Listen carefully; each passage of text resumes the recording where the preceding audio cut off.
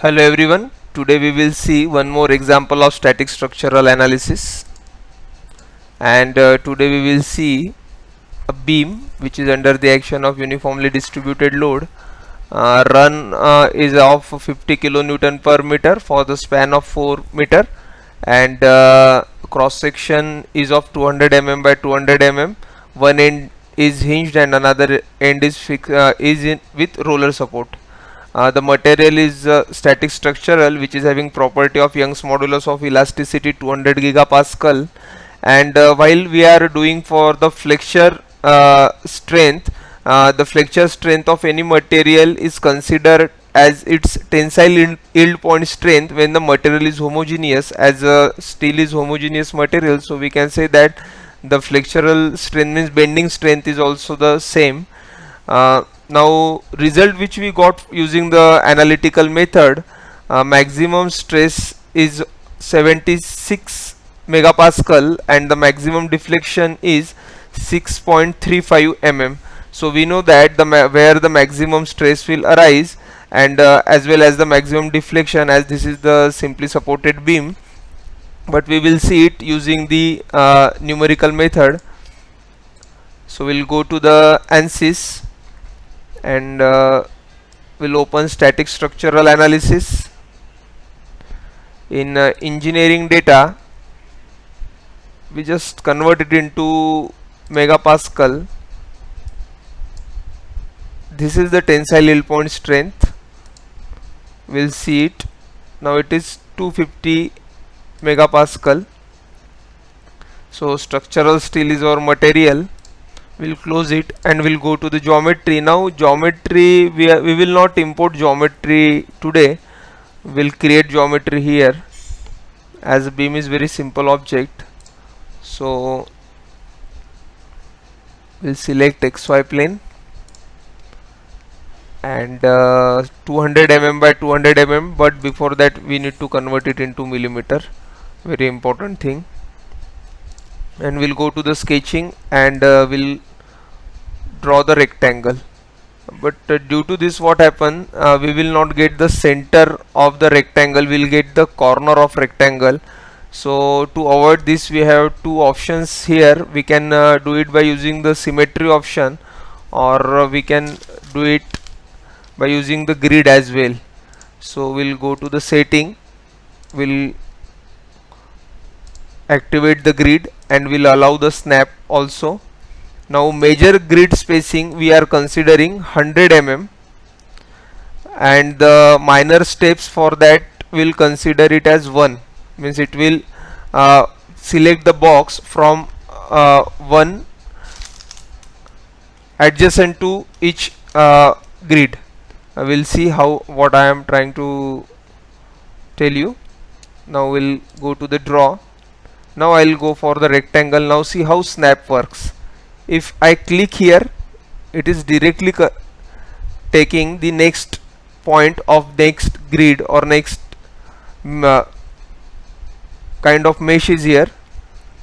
So in this way, this is 100 mm, this is 200 mm, and we'll go downward. Now it is 200 mm by 200 mm. We'll see it in the dimensions, general dimension, this dimension, and this dimension. See, 200 mm and 200 mm.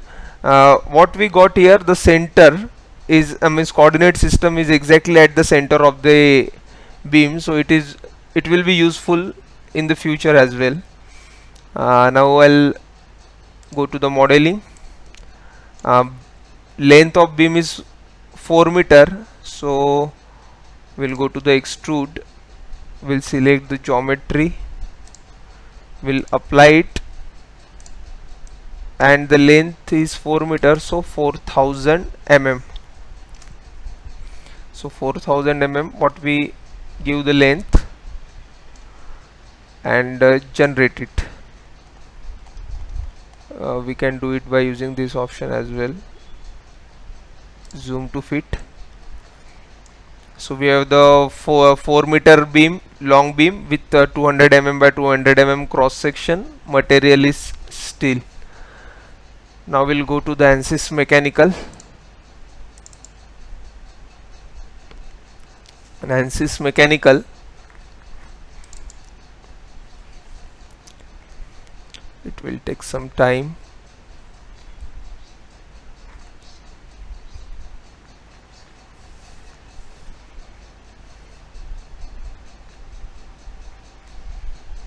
So here we have beam in the ANSYS Mechanical. Now geometry is solid. We have coordinate system. See, it is at the center, that's why I purposefully draw it with that option. And we'll go to the mesh. As it is long 4 meters, so if I directly automatically mesh it, then it will create very coarse mesh. So I'll intentionally take medium and generate a mesh. So we get here quite good mesh, as the object is very simple, so mesh is purely uniform. So here we have the beam. Now one end is hinged, one end is with roller supports, which means that first of all we will apply fixed support at one end. So by selection of this edge option, I'll select this edge and will apply it.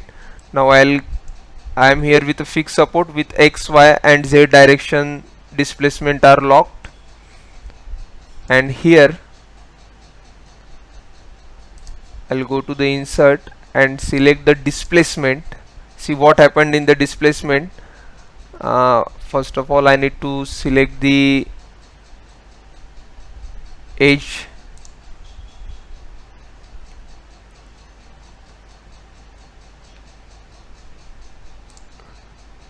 and apply it. Edge is selected, we have applied it. Actually at this place the movement of this particular point or the particular corner or edge is allowed in a Z direction, whereas it is locked in a X and Y direction. And we can say that Z direction is allowed to translate motion but not rotary, and in Y and X it is not allowed to move because of roller support. So here we will first make X 0, enter, then Y direction will lock it, Y, enter. So both the displacement are locked now, only it is allowed to move in a Z direction. So we have both the support we provided. We'll first of all convert it into metric, so it is in mm now. Now we'll apply the force. So force is of 450 kilonewton per meter, which means around the 4 meter means 50 into 4, it is 200 kilonewton total force we have. 200 kilonewton we need to apply on this surface. So surface is selected and 200 kilonewton means 200 into 10 to the power 3 newton is applied, but the direction is wrong, so we'll change the direction and apply. Now we have the perfect direction, 200 kilonewton uniformly distributed. So force is applied, displacement means fixed support, all the boundary conditions are given. Now we'll go for the solution.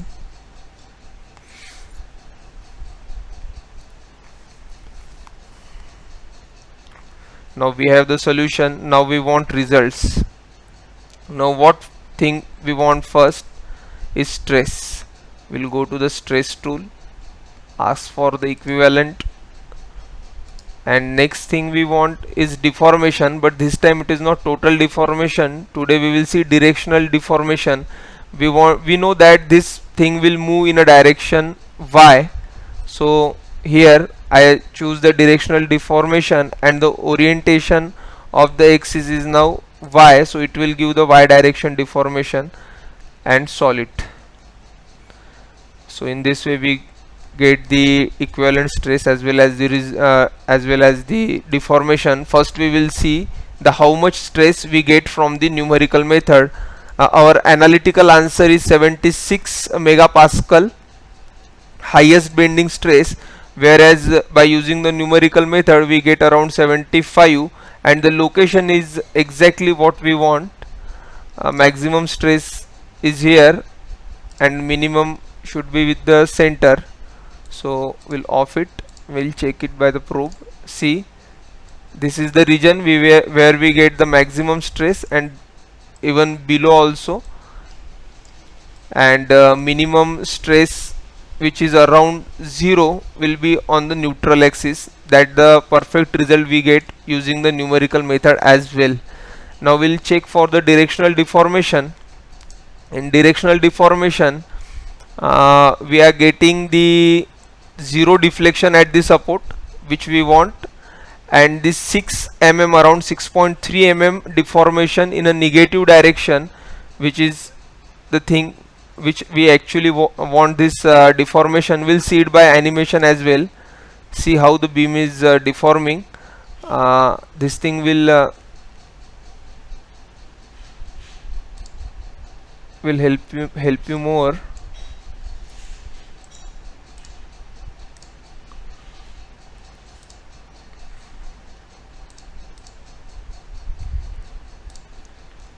Yes, this is okay. See, from here you can see directly.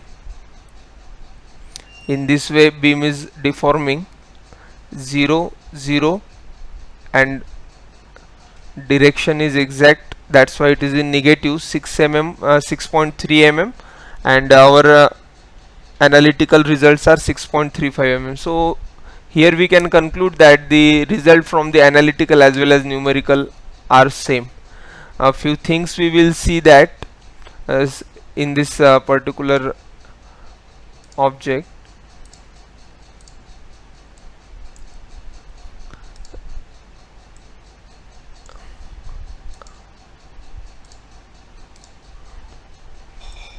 If I want exact middle, what happened in the middle means what is the stresses at the middle, we can also solve it, or we can also see it by using we have the tool for that particular thing also.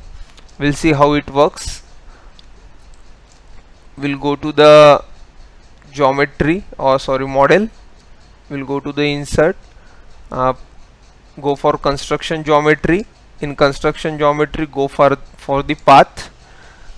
As what we have selected, that 0 0 0 mm is the thing which we want exactly here.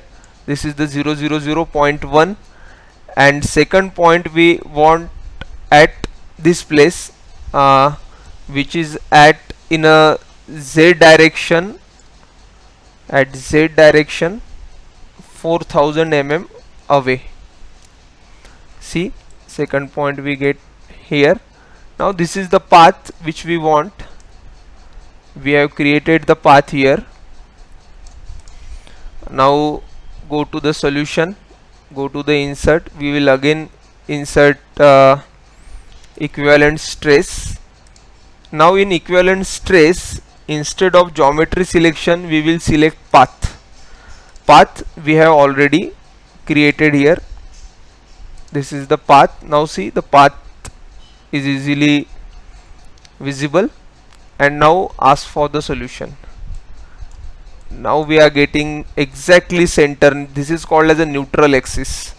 As per our concept, the stresses at neutral axis is almost 0, but there is some that is the theoretical calculation. In actual world it doesn't happen. We will get some stresses at the center as well, but it is very negligible.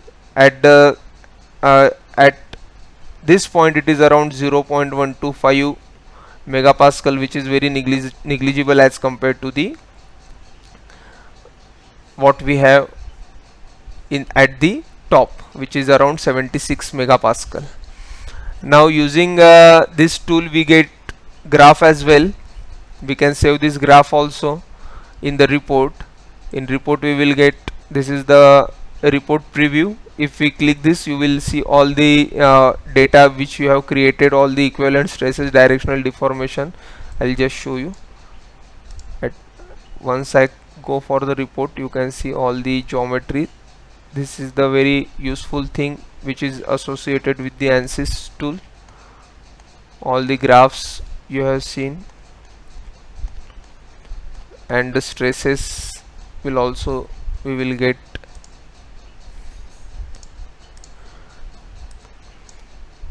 So in this way you can solve this problem. We can by using path option, we can select at any place, we can see the stresses at any place. So this is all about related to the uniformly distributed load on the simply supported beam. In next class we will see that with not uniformly distributed load, but with the different kind of loading at different points. So how to solve it by using the ANSYS, we'll see it in a next class. Okay then, thank you.